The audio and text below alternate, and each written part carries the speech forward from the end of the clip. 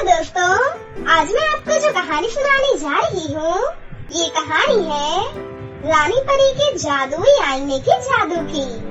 तो चलिए दोस्तों, देखते हैं आज की ये कहानी। बहुत समय पहले की बात है।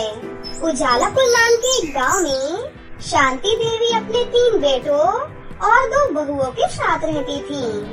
बड़ा बेटा जिसका नाम रवि था और मंझला बेटा जिसका नाम युवराज था और सबसे छोटे बेटे का नाम संजू था।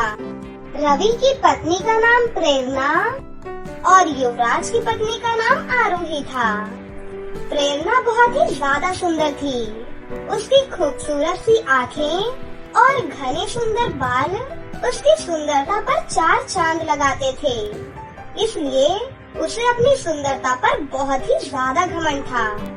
वहीं आरोही के चेहरे पर बहुत सारे दाग धब्बे थे और उसका रंग काला होने के कारण आरोही को अपने काले रंग के लिए ससुराल वालों के ताने सुनने पड़ते थे। प्रेरणा बहू, सारी साड़ियाँ ही बहुत सुंदर हैं और तुम तो जो भी रंग पहनोगी वही रंग तुम पर बहुत अच्छा लगेगा। तुम्हारे गोरे रंग पर तो सारे कपड़े जचते हैं। तो और क्या, संजू भी तो दिखने में गोरा और सुंदर है, बिल्कुल अपने बाबूजी पर गया है। दोनों सास बहू आपस में बातें कर ही रही होती हैं कि तभी वहाँ पर आरोही आती है और कहती है, भाभी जी, ये मैंने साड़ी कल संजू भैया की शादी में पहनने के लिए सोची है, कैसी है ये? अरे तुम कुछ भी पहनो, तुम्हारे काले रंग पर मिलकर तो सभी रंग फीके पड़ जाते हैं। कपड़े तो प्रेरणा बहू पर जचते हैं, कुछ भी पहने सबसे अलग ही लगती है।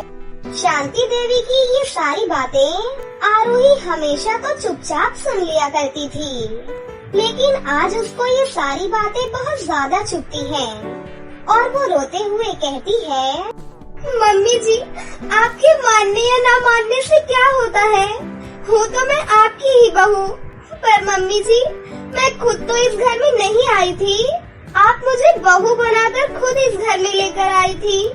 लेकिन उस वक्त तो आपको मेरे पिताजी की धन दौलत नजर आ रही थी जो उन्होंने आपको दी थी। उस वक्त तो आपको मेरा रंग, मेरी सूरत दिखाई ही नहीं दी।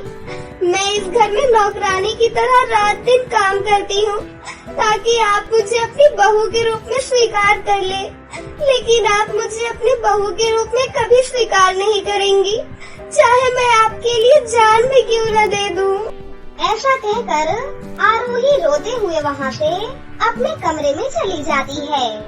तभी प्रेरणा कहती है, मम्मी जी, मैं तो आपसे पहले ही कह देती हूँ कि अब देवर जी की शादी में इस बदसूरत को शामिल मत होने देना, नहीं तो ये पूरी शादी का मजा खराब कर देगी। आरोही अपने कमरे में आकर जोर जोर से रोने लग जाती है। शांति देवी की आदत थी कि वो अपनी बड़ी बहू प्रेरणा और छोटी बहू आरोही दोनों में फर्क करती थी। अगर मेरा रंग काला है तो इसमें मेरी क्या गलती है? मैंने कभी भी इस घर की अच्छी बहू होने के लिए कोई कसर नहीं छोड़ी। उसके बाद भी प्रेरणा भाभी को इतना सम्मान मिलता है और मुझे इतना नीचा दिखाया जाता है। अगले दिन सब शादी में पहुँचते हैं कि तभी, प्रेरणा भाभी, मेरी एक हेल्प कर दो। मेरी शादी की फोटो लेते वक्त आरोही भाभी कैमरे में ना आ पाए, नहीं तो मेरी शादी की सारी फोटो और वीडियो खराब हो जाएगी। चिंता मत करो देवर जी, मैं उसे आपकी घोड़ी के आसपास भी भटकने नहीं दूंगी। तभी वहाँ पर आरोही आ जाती है। प्रेरणा भाभी, वो बुआ जी ने देवर जी के लिए काजल भेजा है, वो देवर जी लगा लेते तो अच्छा होता। प्रेरणा भाभी, मेरे लिए एक गिलास पानी मंगवा देती तो अच्छा होता।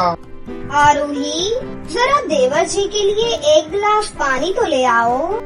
आरोही को पानी के लिए भेजकर प्रेरणा बारात की सभी रस्म पूरी करके सब रिश्तेदारों के साथ फोटो खिंचवा लेती है। इतनी देर में आरोही वापस आ जाती है। और उसकी आंखें आंसुओं से भर जाती हैं। सुनिए जी, मेरे पैरों में थोड़ा दर्द है, मैं बारात के साथ चल नहीं पाऊंगी। मैं सोच रही थी कि गाड़ी में ही बैठ जाती हूँ। ठीक है आरोही, तुम गाड़ी में ही बैठ जाओ। आरोही अपनी नम आँखों को छुपाकर गाड़ी में बैठ जाती है।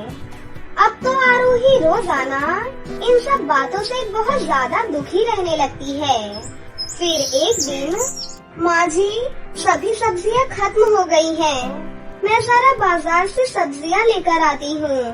ठीक है, तू जाकर बाजार से सब्जी लेकर आ। हाय हाय, सुबह सुबह किस मनहूस का मुंह देख लिया। अब मेरा पूरा दिन खराब बीतेगा। आरोही घर से सब्जी लेने के लिए निकल जाती है। आरोही रोज रोज के ताने सुनकर अब बहुत ज्यादा परेशान हो गई थी। मैं बाजार भी निकलती हूँ, पर वापस घर जाकर दोबारा सबके ताने सुनने की अब हिम्मत नहीं बची मुझ में। मुझे कुछ समझ नहीं आ रहा कि अब मैं क्या करूँ। इतना कहकर आरोही जोर जोर से रोने लगती है। उस समय वहाँ से रानी परी जा रही थी। वो आरोही को रोता हुआ देख लेती है। वो रानी परी आरोही के पास आकर बोलती है, तुम क्यों रो रही हो आरोही? मुझे बताओ क्या हुआ है, मैं तुम्हारी मदद करूँगी। मैंने तो कभी किसी का कुछ नहीं किया, फिर भी सभी मेरे काले रंग को लेकर मुझे चिढ़ाते हैं। मेरी सास और जेठानी मुझे बिल्कुल नहीं पसंद करती। अब आप ही बताइए, इसमें आखिर मेरी क्या गलती है? इतना कहकर आरोही सारी कहानी परी को बताती है।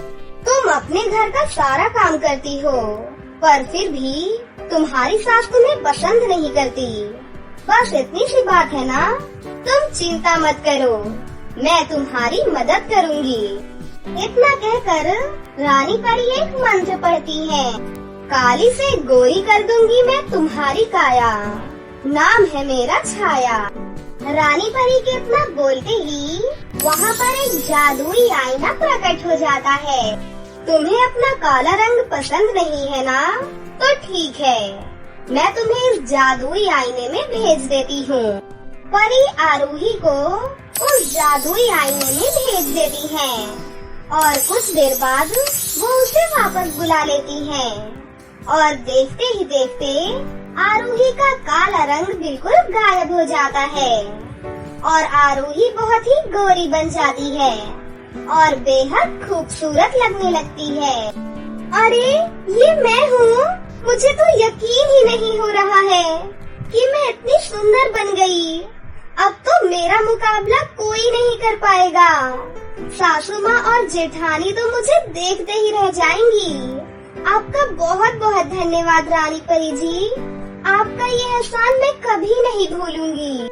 रानी परी के जादुई आईने से गोरा रंग पाकर आरोही बहुत खुश हो जाती है। सारे मोहल्ले वाले भी उसे देखकर हैरान रह जाते हैं और सभी मन ही मन बात करते हैं। अरे ये शांति देवी की बहू आरोही है ना? ये इतनी सुंदर बन गई। इसका रंग तो बहुत काला था पहले, ये तो बहुत ही गोरी हो गई, जैसे अभी दूध से नहाकर आई हो। सचमुच बहन, मानो ये तो चांदी जैसी गोरी हो गई है, जैसे कोई चमत्कार हो गया हो। पहले तो ये कोयले जैसी काली थी, परंतु अब हीरे जैसी चमक रही है। आरोही घर के अंदर जाती है, तभी उसकी सास कहती है, कहो बेटी, किससे मिलना है तुम्हें? अरे ये इतनी सुंदर औरत कौन है, जरा देखूं तो। माँ जी, मैं आपकी बहू आरोही हूँ। अरे बहू, तू इतनी ज्यादा सुंदर कैसे हो गई? माँ जी, ये सब तो बस मेरे अच्छे कर्मों का फल है और कुछ नहीं। इतना कहकर आरोही खुशी खुशी वहाँ से अपने कमरे में चली जाती है। उस दिन के बाद से आरोही बहुत खुश रहने लगती है। कुछ दिनों बाद आरोही ने एक अपना ब्यूटी पार्लर खोल लिया आरोही के अचानक गोरे होने के कारण आरोही का वो ब्यूटी पार्लर बहुत ही तेजी से चलने लगा और उस दिन के बाद से आरोही अपने परिवार के साथ हंसी खुशी अपनी जिंदगी जीने लगी।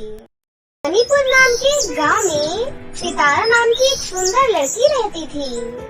सितारा के माता पिता नहीं थे, वो अपने भैया और भाभी के साथ ही रहती थी। सितारा के भाई की शादी 1 साल पहले ही हुई थी। 1 साल में ही भाभी और सितारा में माँ बेटी जैसा रिश्ता बन गया था। सितारा, कल तुम्हारी परीक्षा है ना, तो तुम झाड़ू क्यों लगा रही हो? मैं झाड़ू लगा दूंगी, तुम जाओ और जाकर पढ़ाई करो। भाभी, मैंने पूरी तैयारी कर ली है, इसीलिए मैं रोजाना की तरह झाड़ू लगा रही हूँ। अगर तुमने पूरी तैयारी कर ली है तो थोड़ी देर आराम करो।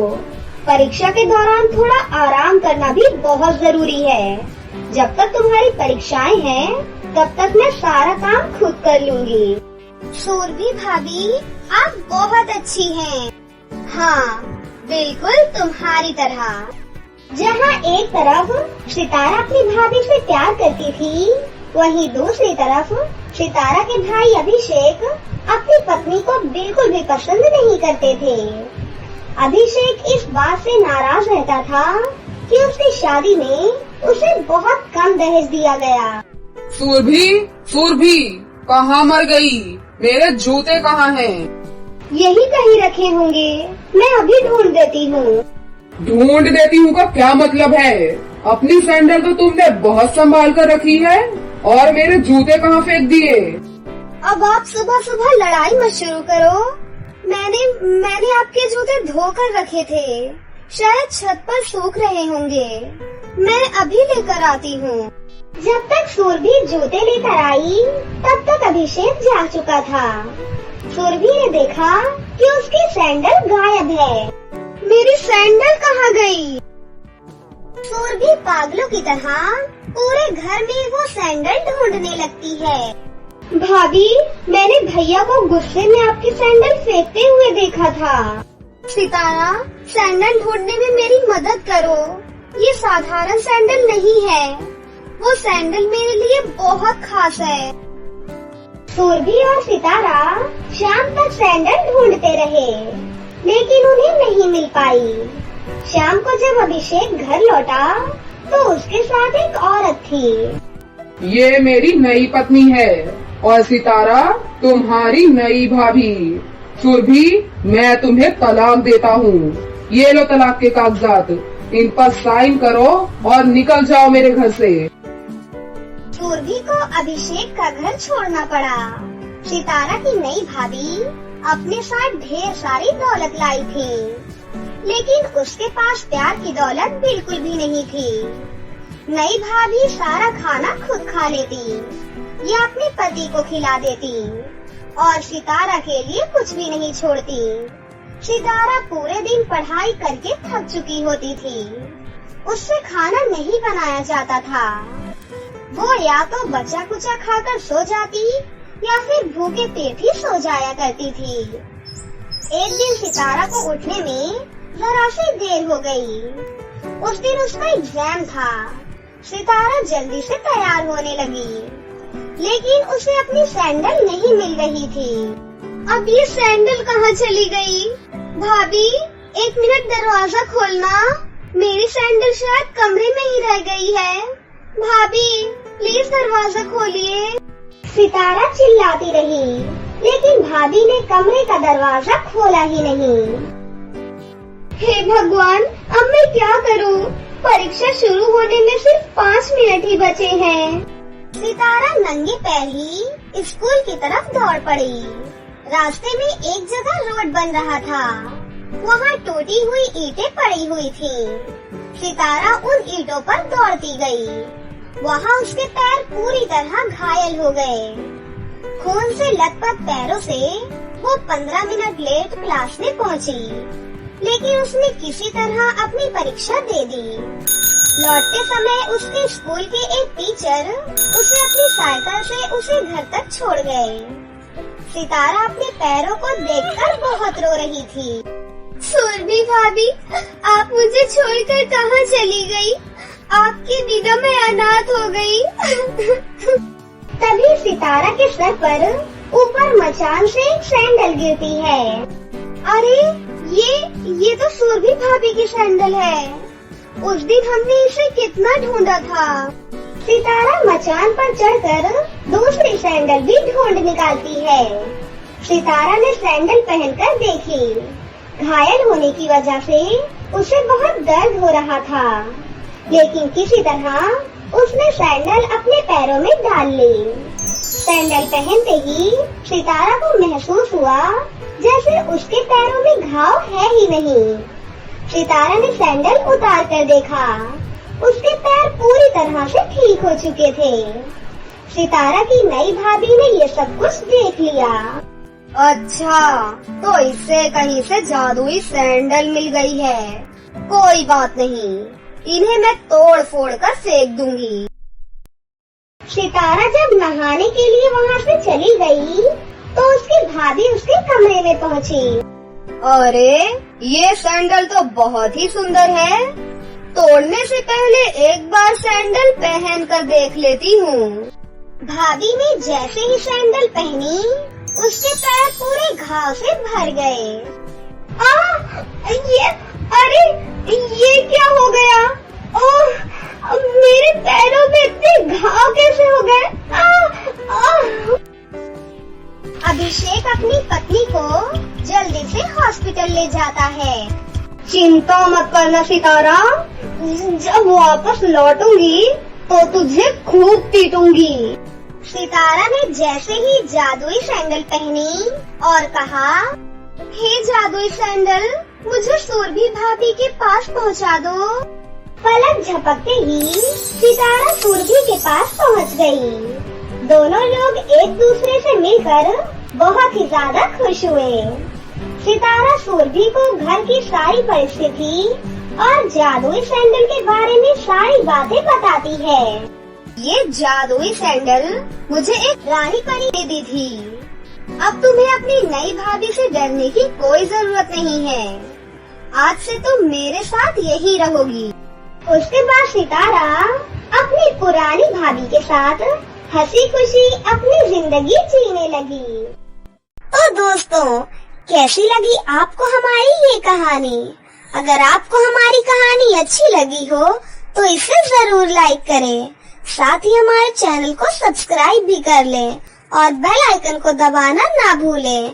मिलते हैं अगली वीडियो में। धन्यवाद।